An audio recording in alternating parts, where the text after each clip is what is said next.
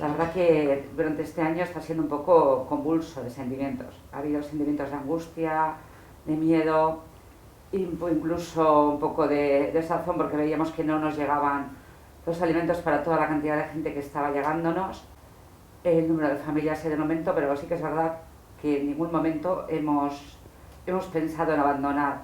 Queremos hacer entrega de este galardón a todas esas personas solidarias y voluntarias de Portugalete. Sois muchos los que os habéis acercado hasta el Banco de Alimentos también, bien a entregarnos alimentos porque no eran suficientes los que nos mandaban, y también pues vuestro apoyo o sentimiento cerca de nosotros y agradeciendo la labor que se realiza desde el Banco de Alimentos, pues ha sido muy gratificante, ¿no?